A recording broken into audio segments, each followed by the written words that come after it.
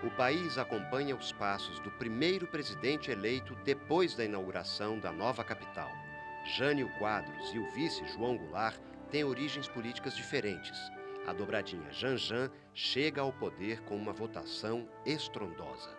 Havia a possibilidade de você votar tanto para presidente como para vice-presidente. E você, além de tudo, poderia misturar, quer dizer, você poderia votar para vice-presidente de uma chapa e você poderia votar para presidente de outra chapa. E é isso que permite uma eleição inusitada, que é a eleição de Jânio Quadros para a presidência e de João Goulart para a vice-presidência. Jânio Quadros vai ser eleito numa coalizão muito conservadora e Jango vai ser eleito numa frente com apoio mais à esquerda, né? Mas isso produz uma eleição com essas características e que vai ter consequências muito graves no momento em que Jânio Quadros renunciar. Ele assume com uma concessão àqueles que não desejavam que ele assumisse. Ele assume mudando-se o regime brasileiro de regime presidencialista puro para regime parlamentarista, porque o parlamentarismo diminui um pouco o poder do chefe de Estado. O parlamentarismo dura pouco tempo, né? Vai ser feito um plebiscito, a volta ao presidencialismo vai ganhar maciçamente, né? E aí vem o curto período em que Jango, de fato, exerce a presidência da República com plenos poderes, tenta encaminhar as reformas de base. Sexta-feira, 13 de março de 1964. Uma multidão participa do comício na Central do Brasil, no Rio de Janeiro. A presença do presidente João Goulart no palanque acelera a crise e precipita a queda do governo. As reformas anunciadas por Jango incomodam empresários, fazendeiros, militares, as grandes empresas transnacionais, a igreja. Entre as medidas que adotaria estavam a reforma agrária e o polêmico tabelamento dos aluguéis.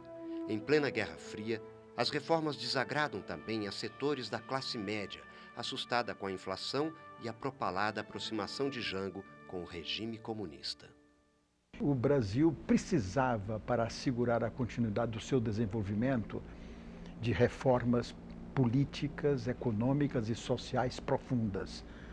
Que significasse o quê? Que significassem tocar na renda do povo brasileiro, dos cidadãos, das cidadãs, na terra, na propriedade. As famosas reformas de base, elas são de fato reformas, elas não têm nenhum conteúdo revolucionário. E seriam tímidas, vistas pelo nosso ângulo hoje. Quer dizer, certamente os movimentos sem terra não aceitariam uma reforma agrária tal como proposta por Jango, porque diria que ela era muito limitada, muito tímida. Jango sanciona a lei de remessa de lucros e, de uma tacada só, tabela os óleos lubrificantes e aumenta a área de atuação da Petrobras. O Brasil estava iniciando a sua fase de Petrobras autônoma. Foram adotadas regras de proteção da economia brasileira. Por exemplo, de monopólio do Estado na importação do óleo, para impedir uma especulação gigantesca, absolutamente predatória de capitais e de interesses nacionais, de modo que tudo isso produzia um clima de confronto com interesses específicos de áreas privilegiadas do nosso país.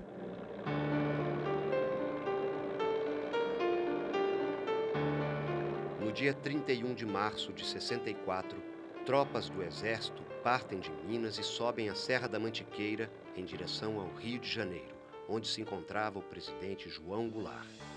Estava deflagrado o golpe que mergulhou o país em 21 anos de ditadura.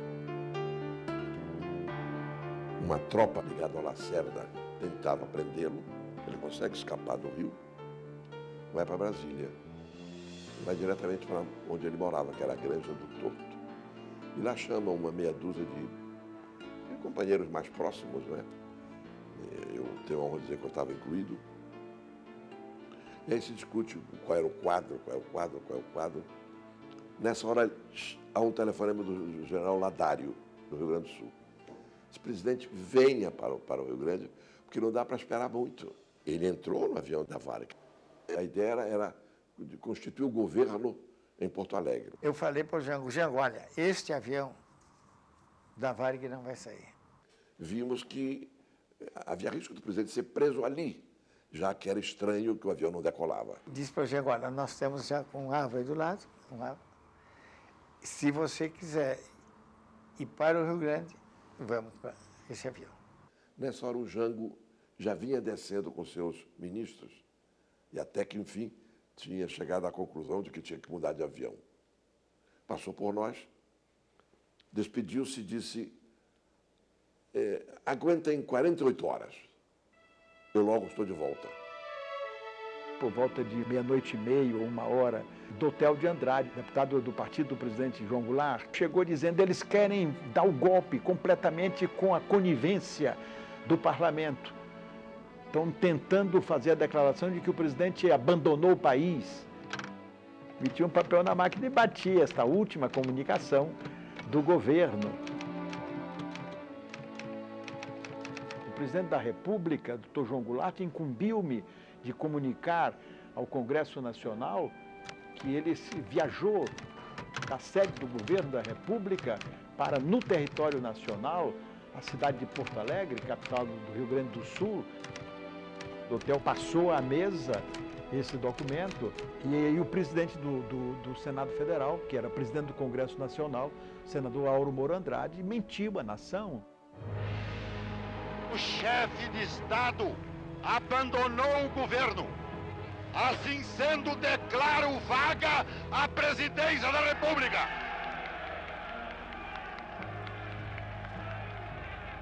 E nos termos do artigo 79 da Constituição, declaro presidente da República o presidente da Câmara dos Deputados, Ranieri Basílio.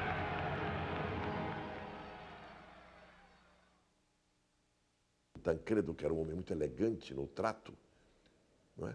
Naquele instante levantou-se. Eu estava ao lado dele, na primeira fila. Levantou-se e gritou para o Moro Andrade, canalha, canalha! E o deputado daqui de São Paulo, o deputado Roger Ferreira, do Partido Socialista, que era um homem jovem ainda, forte, atlético, abre caminho e chega ao Moro Andrade e dá-lhe várias cusparadas. Não é? Eu costumo dizer que foram cusparadas cívicas.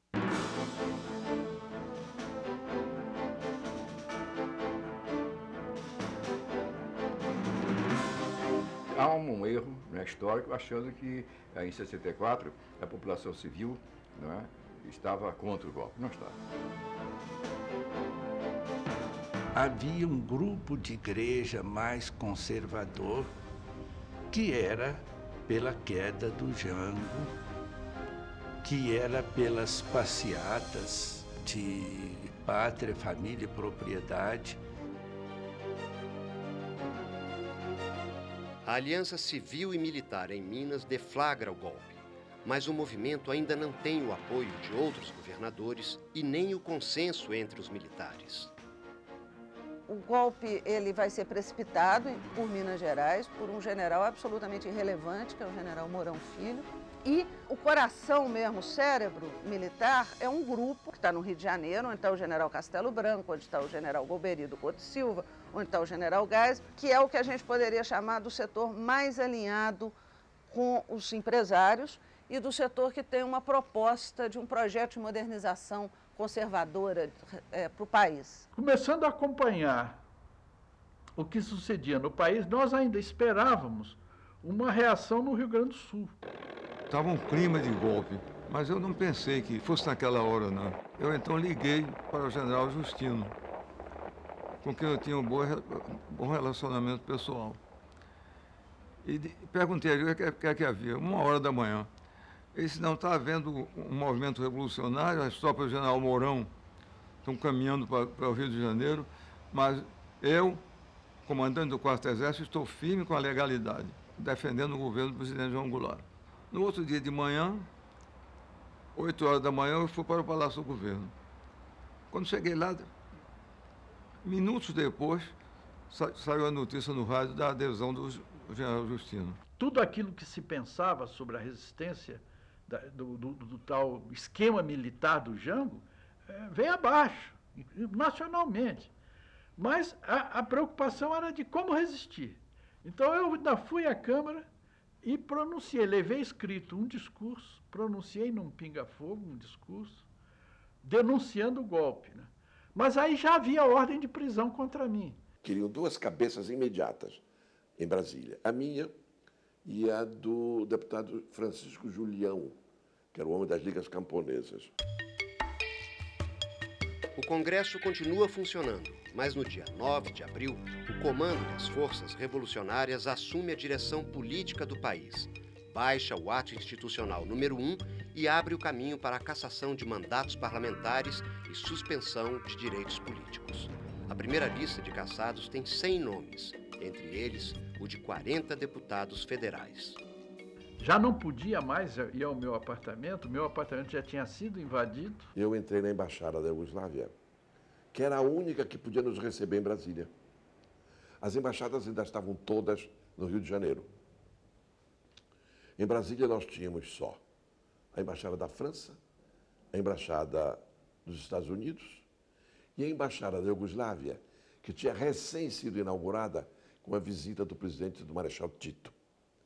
Mas era ainda absolutamente vazia, não tinha uma cadeira. Nós éramos os 2 meses da embaixada. Precisamos lembrar que aquilo era o tempo do auge da Guerra Fria.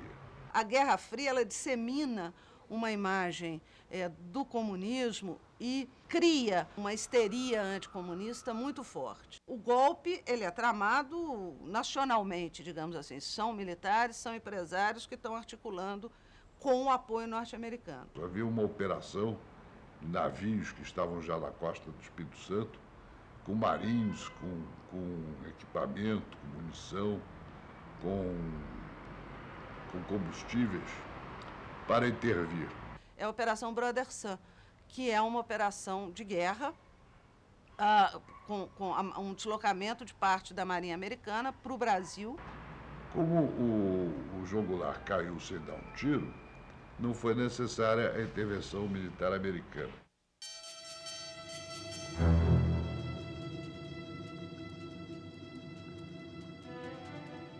O governo civil de Ranieri Mazzilli dura pouco. No dia 11 de abril, o Congresso elege indiretamente o primeiro presidente da República do regime militar. Quando Castelo Branco assumiu, eleito indiretamente pelo Congresso, ele se comprometeu a respeitar o calendário eleitoral. O calendário eleitoral previa uma eleição em 65. E já tinha um candidato lançado, que era Juscelino, e tinha um candidato potencial que ia ser lançado pelo Deren, que era o Carlos Lacerda. Mas o Castelo Branco prorrogou o mandato. Com isso, não houve eleição em 65. Eles não podiam ter um projeto de poder em nome de um general só. Eles tinham que fazer um revezamento entre eles para contentar os vários segmentos que compunham as Forças Armadas. Então isso que era interessante. As eleições acompanhavam essa necessidade que existia de reciclar o militar que estava de plantão exercendo o cargo de ditador. A nação assiste indefesa às arbitrariedades do regime militar. Ainda assim, resiste. Podem me prender, podem me bater, podem até deixar de ser comer, que eu não mudo de opinião. O controle político rigoroso não satisfaz aos setores mais radicais das Forças Armadas. Em outubro de 65, o presidente da República anuncia em cadeia nacional de rádio o ato institucional número 2. O regime se fecha um pouco mais. Da esquerda até a extrema-direita, da extrema a extrema, havia uns 12 partidos legais. Eles fecharam todos e criaram 2 artificiais. Um era a Arena, que era o oficial da ditadura, e outro MDB. O MDB foi composto para fazer o contraponto da Arena, para dar o caráter, assim, vamos supor, de democracia, né, ao regime. Do ponto de vista dos militares, sem dúvida, manter o Congresso aberto é muito importante para legitimar o regime. Eles confiaram em que a oposição seria uma oposição meramente formal, seria um partido do sim. E a Arena seria o do sim, senhor, né? Mas, felizmente, foi havendo uma evolução, porque a dignidade humana e os anseios humanos, enfim, tendem para a melhoria de tal forma que o MDB, que poderia ser, em certo momento, um partido do sim, foi virando um partido não e não mesmo. Ficaram no MDB algumas figuras que fizeram posição verdadeira. Tanto é que foram caçados logo depois. Outubro de 66. Eleições em todo o país para o Senado, Câmara dos Deputados e Assembleias Estaduais. O governo não gosta do resultado e caça o mandato de 6 deputados do MDB. Num gesto simbólico, os caçados se asilam nas dependências da Câmara. A reação do regime é imediata.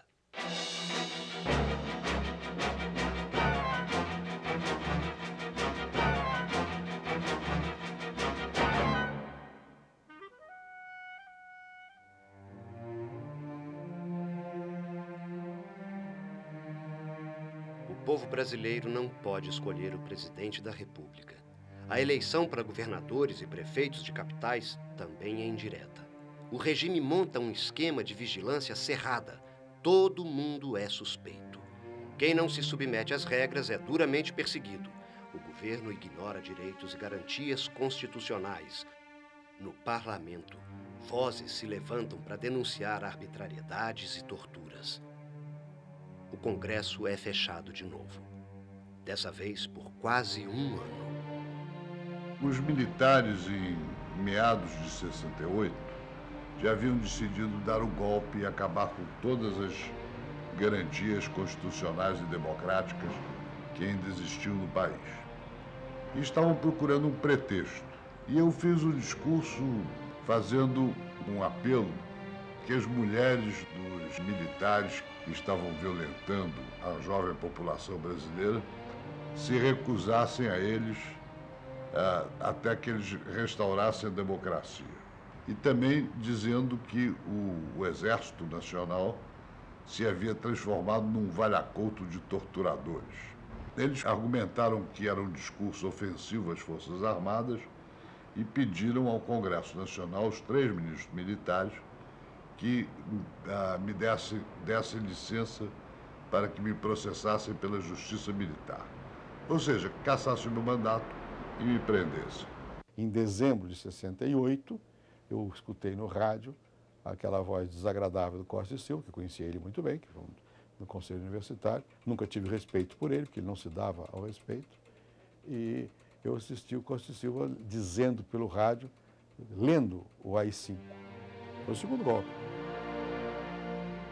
O executivo era o centro da ditadura. E como ele era todo poderoso, era uma forma ditatorial, ele violava os outros poderes. O primeiro ato institucional é o de 9 de abril, que seria o único ato, mas em vez de ser o único, depois foram editando outros atos em cerca de 2 dezenas de atos, sendo que o mais terrível deles foi o AI-5, né? Antes que esses novos atos, as novas cartas outorgadas, que houve 2, a de 67 e a de 69, e os atos complementares, que foram centenas de atos complementares, houve até decretos que eram chamados decretos secretos. Como é que você pode cumprir uma coisa que é secreta? Mesmo dentro do MDB, a grande maioria era uma oposição silenciosa, que se confundia muito com a Arena.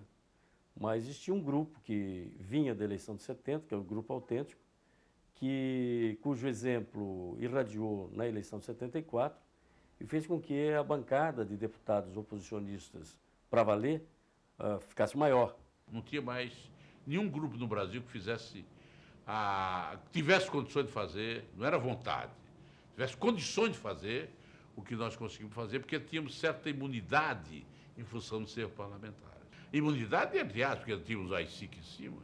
E essa bancada é que impunha o ritmo no que diz respeito às denúncias, no que diz respeito à oposição à ditadura. E isso custou o mandato de muitos deputados, como Alencar Furtado, Elisandro Maciel, Marcos Tito. E a grande força desses deputados estava na medida em que eles traziam para dentro do parlamento o apoio do movimento social que estava lá fora. Por exemplo, tinha uma discussão sobre reajuste salarial, certo? E aí, então, esse grupo de deputados de oposição, de fato, se articulava com o movimento sindical e ocupava-se as galerias do Senado, da Câmara, para pressionar o Congresso para que votasse a favor das teses dos trabalhadores. Então, a ligação do movimento social com essa bancada parlamentar que existia dentro do MDB, é que foi o fator diferencial que surgiu a partir de 74. O endurecimento do regime atinge a todas as camadas da população que tem no Congresso o único canal de denúncia de prisões, torturas e outras medidas de exceção. Eu morava nessa época no Morumbi. Eu tomei o automóvel, era um Volkswagen, pequenininho, azul, para ir para a faculdade, que já era aqui na cidade universitária. E no rádio eu ouvi que eu tinha sido aposentado compulsoriamente. A imprensa tinha censura e não divulgava na íntegra tudo aquilo que acontecia. E a tribuna passou a ser um instrumento a ser utilizado pelas forças de oposição. Um companheiro nosso ligou de São Paulo, de um telefone público, e denunciou a prisão de Fernando Santa Cruz. E eu fui à tribuna e denunciei a prisão de Fernando Santa Cruz. Né? E todo mundo, a família, ficou sabendo que ele tinha desaparecido.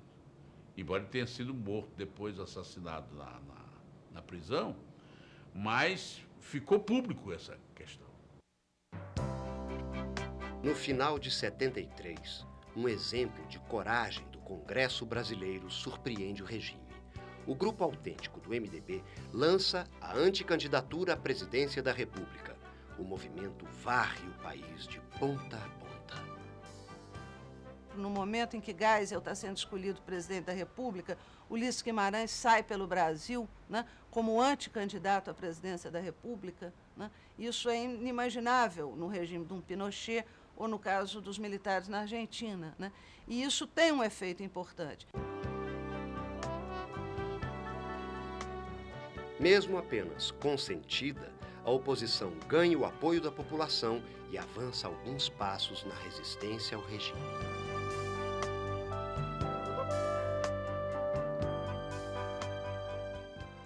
A ditadura tinha mostrado sua verdadeira cara com a repressão que deflagrou contra os movimentos populares, contra as lutas que, de todas as formas, se opuseram a ela, especialmente a luta armada. Aí as atrocidades cometidas em nome desta suposta democracia e liberdade deixaram a população com uma visão clara do que significava aquele tipo de governo e ausência de liberdades. Além disso, nunca resolveram a questão econômica.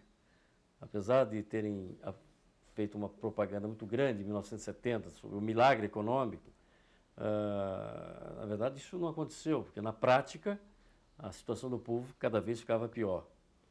De maneira que acho que a 74 foi o desaguadouro de toda essa oposição que estava reprimida e que queria se manifestar. De 22 estados brasileiros naquela época, nós ganhamos em 16 estados brasileiros a eleição do senador. O governo teme que os bons resultados do MDB em 74 se repitam na eleição seguinte.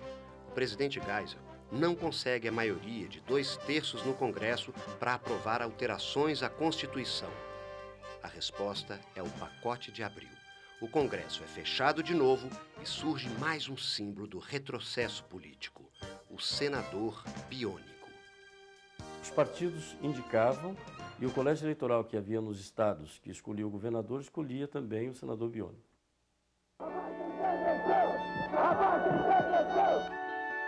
A raiva, há tanto tempo contida, explode no coração da sociedade. O governo não consegue represar mais os anseios de liberdade dos brasileiros. A campanha pela anistia aos presos políticos e exilados empolga o país. O retorno dos exilados dá mais fôlego à luta pela redemocratização. O povo vai às ruas reafirmar o direito de escolher o presidente da República. O movimento pela direta já nasceu de uma proposta de emenda constitucional do deputado Dante de Oliveira, por Mato Grosso, que mudava a Constituição, que dizia que o presidente devia ser escolhido por via indireta e passava a ser pelo voto direto. Foi o maior movimento de massas que já houve na história política do Brasil. Não foi dessa vez. O governo ainda tinha forças para impor sua vontade ao Congresso. Haviam forças políticas retrógradas, atrasadas, não é? Que sustentavam essa ditadura. A ditadura mesmo moribunda, com o povo na rua, e eles ainda não deram a votação necessária para nós aprovarmos o restabelecimento das eleições diretas. A emenda das diretas já não foi aprovada, mas abriu caminho para que um civil reassumisse os destinos da nação, ainda que pela via indireta. Os brasileiros só voltaram a ter o direito de escolher o presidente pelas urnas em 1989.